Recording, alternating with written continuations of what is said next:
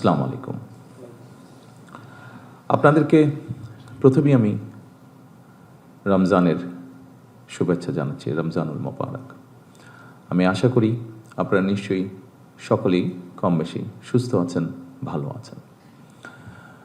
সম্মানিত সকল উপস্থিতিবৃন্দ, আজকের আমাদের এই মিটিংটি আমার কাছে অত্যন্ত গুরুত্বপূর্ণ।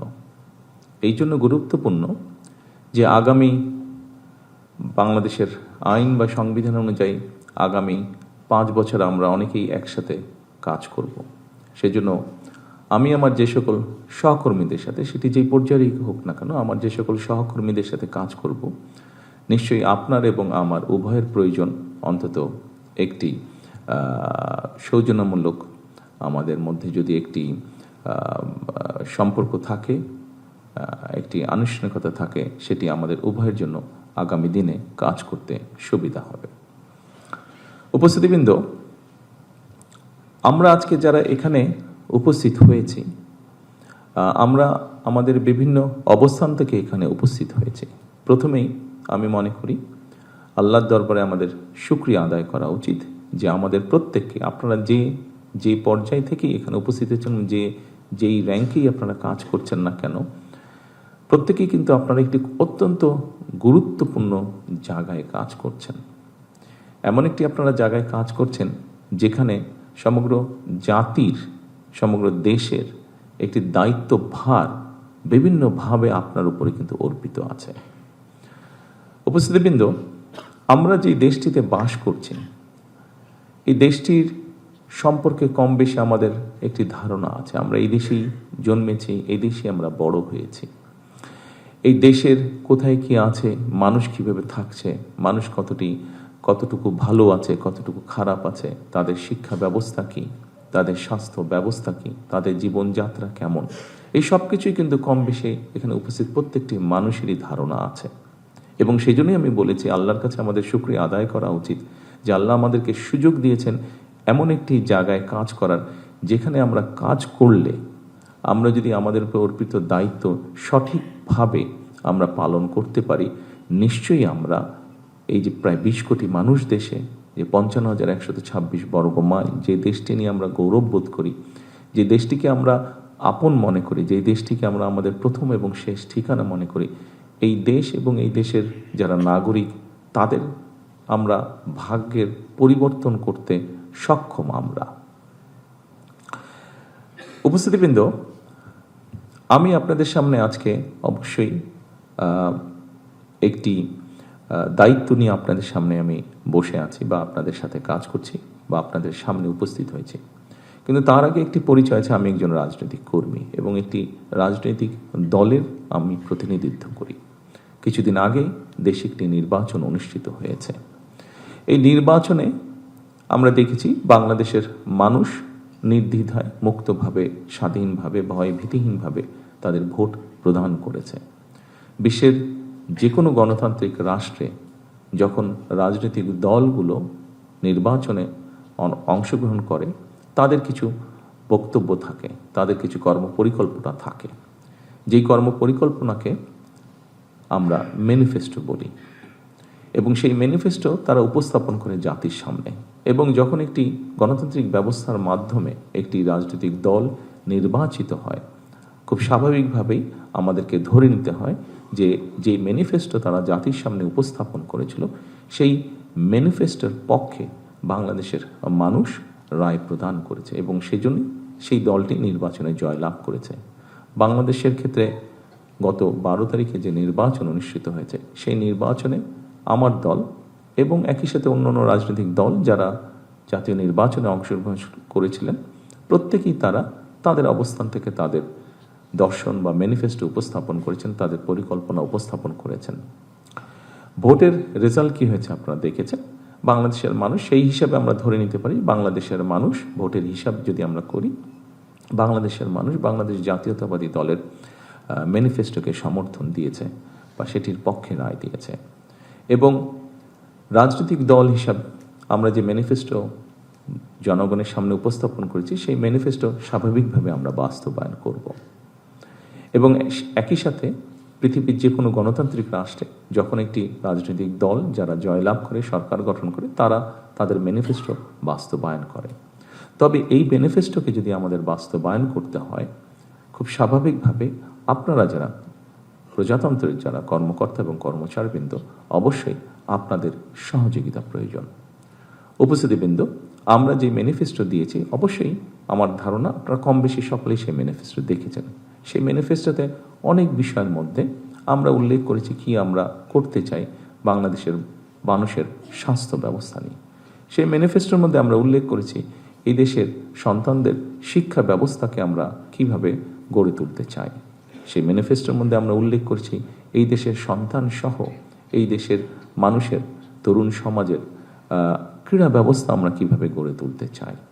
আমরা উল্লেখ করেছি আমাদের ম্যানিফেস্টোতে আমরা নারীকে এম্পাওয়ার্ড করার জন্য তাদেরকে আমরা কিভাবে সহযোগিতা করতে চাই, সেটি শিক্ষার ক্ষেত্রে হোক, সেটি অর্থনৈতিকভাবে নারীদেরকে স্বাবলম্বী করে গড়ে তোলার ক্ষেত্রে হোক।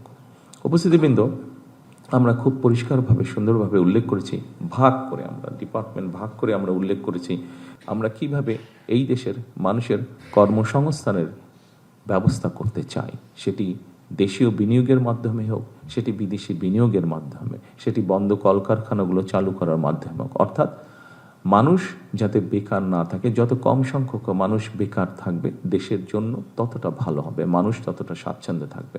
অর্থাৎ আমরা চেয়েছি এই দেশের মানুষ কাজ করতে জানে, কাজে তাদেরকে কাজের পরিবেশ তৈরি করে দেওয়া।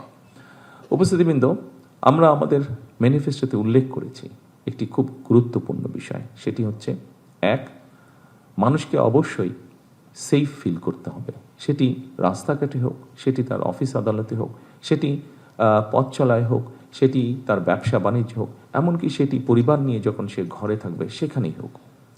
কাজটি অনেক কঠিন, কিন্তু আমি মনে করি আপনারা সহ প্রজাতন্ত্রের সমগ্র বাংলাদেশের প্রজাতন্ত্রের যত কর্মকর্তা কর্মচারী আছেন, আমরা যদি সকলে মিলে একসাথে কাজ করি, নিশ্চয়ই আমরা সেরকম একটি পরিস্থিতি গড়ে তুলতে সক্ষম হব। উপস্থিতিবৃন্দ, আরেকটি বিষয় আছে যেই বিষয়টিকে আমরা অ্যাড্রেস করতে চাই।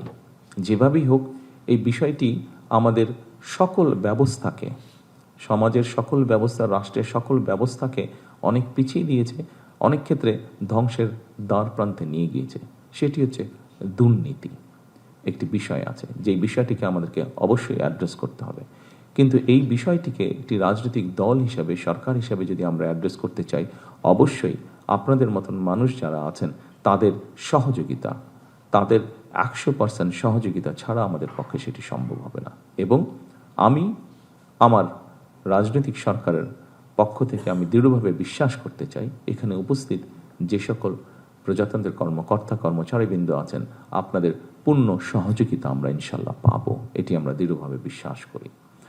উপস্থিতিবৃন্দ, আপনারা এখানে সকলেই অভিজ্ঞ কর্মকর্তা এবং কর্মচারীবৃন্দ।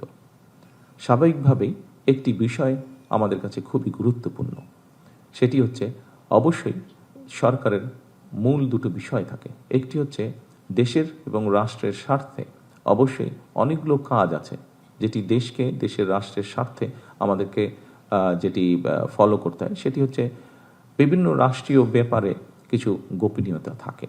আমরা প্রত্যাশা করব আজকে যেহেতু এটি এমন একটি যুগে এসে দাঁড়িয়েছি, আমরা বিভিন্ন সময় মিডিয়া বলুন, সোশ্যাল মিডিয়াতে বলুন, এরকম অনেক কথা চলে আসে এবং অনেক খবর চলে আসে যেগুলোর মধ্যে অনেকগুলোই মিসইনফরমেশন বা ডিসইনফরমেশন হয়ে থাকে, যা রাষ্ট্র এবং জাতির জন্য অনেক সময় ক্ষতিকারক হয়ে দেখা দেয়।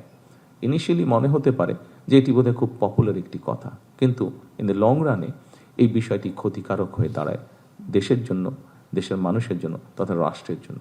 আপনাদের সকল কাছে আমার অনুরোধ থাকবে যে অবশ্যই আপনার স্ব অবস্থান থেকে যেখানে গোপনীয়তার বিষয় থাকবে সেখানে দয়া করে আপনারা রাষ্ট্রের স্বার্থে, জনগণের স্বার্থে গোপনীয়তা রক্ষা করবেন, যাতে করে দেশ, রাষ্ট্র কোনো বিব্রতকর অথবা এমন কোনো অবস্থায় না পড়ে যেখানে রাষ্ট্র ক্ষতিগ্রস্ত হতে পারে, দেশের মানুষ ক্ষতিগ্রস্ত হতে পারে। আরেকটি অত্যন্ত গুরুত্বপূর্ণ বিষয় উপস্থিতিবৃন্দ, সেটি হচ্ছে এখানে আজকে যারা আপনারা ঘরে উপস্থিত আছেন, আপনারা এখানে বেসামরিক, সামরিক সব ধরনের মানুষ আপনারা উপস্থিতি আছেন। আমাদেরকে অবশ্যই, আমরা যদি দেশকে গড়ে তুলতে চাই, জনগণকে গড়ে তুলতে সামনের দিকে এগিয়ে নিতে চাই ডিসিপ্লিনভাবে, তাহলে অবশ্যই আমাদের যেই যে ডিপার্টমেন্ট আছে, সেটি সামরিক হোক সেটি বেসামরিক হোক, প্রত্যেকটি ডিপার্টমেন্টের ডিসিপ্লিনের কিছু রুলস এবং রেগুলেশন আছে। আমার প্রত্যাশা থাকবে আপনাদের কাছে সেই রুলস এবং রেগুলেশনগুলো ডিসিপ্লিনের ক্ষেত্রে আমরা কঠোরভাবে মেনে চলার চেষ্টা করব। কারণ উপস্থিতিবৃন্দ, স্বাভাবিকভাবে সাধারণ মানুষ কিন্তু চেষ্টা করবে আমাদেরকে দেখেই শেখার জন্য, এবং যেহেতু তারা আমাদেরকেই ফলো করার চেষ্টা করবে, সেই জন্যই আপনার এবং আমার এবং আমাদের সকলের দায়িত্ব হচ্ছে এই ডিসিপ্লিনগুলোকে আমরা যদি মেনে চলি, স্বাভাবিকভাবে এটি আস্তে আস্তে মানুষের মধ্যে এই জিনিসগুলো ছড়াতে শুরু করবে এবং আমাদের পক্ষে সম্ভব হবে জাতিকে একটি ডিসিপ্লিন জায়গায় নিয়ে আসার জন্য। এটি বলাটা একটু বিব্রতকর ব্যাপার, তারপরেও আমরা যদি রাস্তায় বের হই, আনফর্চুনেটলি যেহেতু কথাটা সত্য, আমাদের মধ্যেই আমাদের দেশের ভিতরেই ঘটছে জিনিসটা এবং আমরা চোখের সামনেই দেখছি, সেই জন্যই আমি আপনাদের সামনে আলাপ করছি। আমরা যদি এই মুহূর্তে রাস্তায় বের হই বা ঢাকা শহর সহ বাংলাদেশের যে কোনো রাস্তায় বের হই, নির্দ্বিধায় আমরা বলতে পারি যে রাস্তায় কোনো ডিসিপ্লিন নেই। উপস্থিতিবৃন্দ, একজন বিদেশি বিনিয়োগকারী যখন এয়ারপোর্টে নামবে, সে কিন্তু বাংলাদেশটি কেমন, বাংলাদেশে সে কতটুকু নিরাপদ, বা বাংলাদেশে কতটুকু সে কিভাবে চলতে পারবে, কিভাবে সে এখানে বিনিয়োগ সহ যে কোনো কাজ সহজভাবে করতে পারবে, এটি সে রাস্তায় বের হলেই বুঝতে পারবে যে বুদ্ধিমান লোক। সেই জন্যই আমি বলেছি যে ডিসিপ্লিনটা অত্যন্ত গুরুত্বপূর্ণ। আমি রাস্তার ডিসিপ্লিনটা আপনাদেরকে উদাহরণ দিয়ে বোঝানোর চেষ্টা করেছি। এরকম অবস্থা সোজা বাংলায় যেটাকে বলে অনেকটা হয়তো হজবরল, এরকম একটা শব্দ আমরা ব্যবহার করি, এরকম অবস্থা হয়তো আমাদের রাষ্ট্রের বিভিন্ন জায়গায় আছে। আমাদের দায়িত্ব সেই বিষয়গুলোকে ধীরে ধীরে, একদিনে হবে না কোনো বিষয়, ধীরে ধীরে সেই বিষয়গুলোকে ঠিক করে নিয়ে আসা। আপনারা এখানে অনেকেরই আপনাদের সৌভাগ্য হয়েছে, কম বেশি হয়তো অনেকেরই সৌভাগ্য হয়েছে, বিশেষ করে যারা কর্মকর্তাবৃন্দ আছেন, পৃথিবীর ভালো ভালো দেশগুলো সফর করার। যে সকল ভালো ভালো দেশে আপনারা সফর করেছেন, আপনাদের কাজের জন্যই আপনারা সফর করেছেন হয়তো অধিকাংশ ক্ষেত্রে। নিশ্চয়ই মানুষ হিসাবে যখন আপনি সেই দেশগুলোতে গিয়েছেন, আপনি একজন কর্মকর্তা হিসাবে গিয়েছেন, বাংলাদেশের সরকারের কর্মকর্তা হিসাবে হয়তো সরকারি কাজে গিয়েছেন, কিন্তু একটা সময় তো আপনি মানুষ হিসাবেও চিন্তা ভাবনার সুযোগ পেয়েছেন, যখন পথে বেরিয়েছেন, যখন তাদের ট্রাফিক ব্যবস্থা দেখেছেন, যখন তাদের অফিস আদালতের ব্যবস্থা দেখেছেন। নিশ্চয়ই আপনার মনের মধ্যে একজন বাংলাদেশি হিসাবে, একজন মানুষ হিসাবে, একজন নাগরিক, দেশের নাগরিক হিসাবে আপনার মনের মধ্যে হঠাৎ করে একটি কথা এসছে যে হ্যাঁ, এদের দেশটা এত সুন্দর, আমার দেশটা কেন এরকম, এটি আসতে বাধ্য আপনার মনের মধ্যে। উপস্থিতিবৃন্দ, যেই দেশটিকে নিয়ে আপনি আফসোস করেছেন, এই দেশটিতেও মানুষ আছে, এবং যেই দেশটিকে আপনি উদাহরণ হিসাবে চিন্তা করছেন, সেই দেশটিতেও মানুষ আছে। সেই দেশটির মানুষই সেই দেশটিকে গড়ে তুলেছে সুন্দরভাবে। তারা যদি পারে, তাহলে আমরা কেন পারবো না? হয়তো সময় লাগতে পারে, কিন্তু আমি দৃঢ়ভাবে বিশ্বাস করি আমরা সকলে মিলে যদি আমরা চেষ্টা করি, আপনাদের মতন মানুষগুলো যদি সহযোগিতা করে একটি রাজনৈতিক দলকে, একটি রাজনৈতিক সরকারকে, আমি দৃঢ়ভাবে বিশ্বাসী আমরা অনেকটুকু ডিফারেন্স তৈরি করতে সক্ষম হব ইনশাআল্লাহ। সম্মানিত উপস্থিতিবৃন্দ, বাংলাদেশের মানুষ অনেক প্রত্যাশা নিয়ে বর্তমান সরকারের দিকে তাকিয়ে আছে। বাংলাদেশের মানুষ বর্তমান সরকারের কাছে অনেক প্রত্যাশা, আশা, আকাঙ্ক্ষা তারা রাখছে। এটি আপনারা দেশের নাগরিক হিসাবে, আপনারা এই সমাজের অংশ হিসাবে এটি স্বাভাবিকভাবে আপনাদেরও ধারণা আছে। কিন্তু যে সরকারের কাছে প্রত্যাশা রাখছে বাংলাদেশের মানুষ, আপনারাও কিন্তু সেই সরকারেরই একটি অংশ, এবং সরকার ভালো চলবে তখনই যখন আপনারা সরকারকে সহযোগিতা করবেন। সরকার যদি ভালো করতে না পারে, স্বাভাবিকভাবে সেটির অংশীদার আমি, আপনি, আমরা সকলেই সেটির অংশীদার হব। এবং রাষ্ট্র যদি ভালো না চলে, সরকার যদি ভালো না চলে, কেউ কেউ হয়তো আমরা ভাবতে পারি যে আমি তো একটা বেটার পজিশনে আছি, আমি তো সেভাবে ক্ষতিগ্রস্ত হব না। ঠিক আছে, আমি হলাম না, কিন্তু আমার পরিবারের বা আমার আত্মীয় স্বজন কেউ না কেউ তো ক্ষতিগ্রস্ত নিশ্চয়ই হচ্ছে, কেউ না কেউ তো কষ্ট নিশ্চয়ই পাচ্ছে। সেই জন্যই আমি প্রথমেই বলেছিলাম উপস্থিতিবৃন্দ যে আমাদের প্রত্যেকের আল্লাহর কাছে শুকরিয়া আদায় করা উচিত যে আল্লাহ আমাদেরকে একটা সুযোগ দিয়েছেন, আমাদেরকে আল্লাহ সেই পরিস্থিতি বা সুযোগ দিয়েছেন যেখানে আমরা যদি স্ব অবস্থান থেকে সচেতন হই, স্ব অবস্থান থেকে যদি আমরা কাজ করি, অবশ্যই আমরা একটা অবদান রাখতে পারবো এই দেশ গঠনের, এই সমাজ গঠনের, এই রাষ্ট্র গঠনের।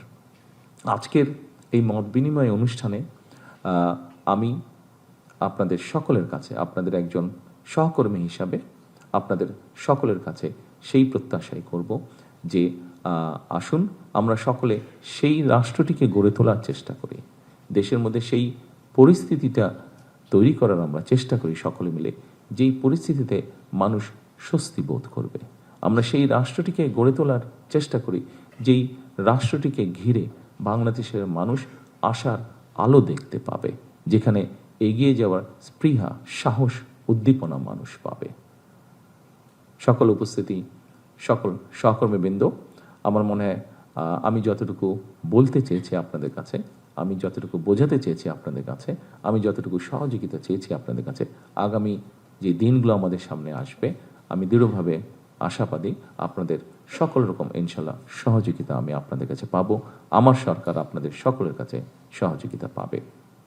আসুন আমরা সকলে যে যাবর অবস্থান থেকে আমরা কাজ করি আমাদের এই দেশটিকে একটু হলেও যাতে আমরা পরিবর্তন করতে পারি ভালোর দিকে। সকল উপস্থিতিবৃন্দ, আপনাদের আবারও সকলকে আমি আন্তরিক ধন্যবাদ এবং শুভেচ্ছা জানাচ্ছি আজকের এই মত বিনিময় সভায় উপস্থিত হওয়ার জন্য। সকলে ইনশাল্লাহ সুস্থ থাকবেন, সকলে ইনশাল্লাহ ভালো থাকবেন। আসসালামু আলাইকুম।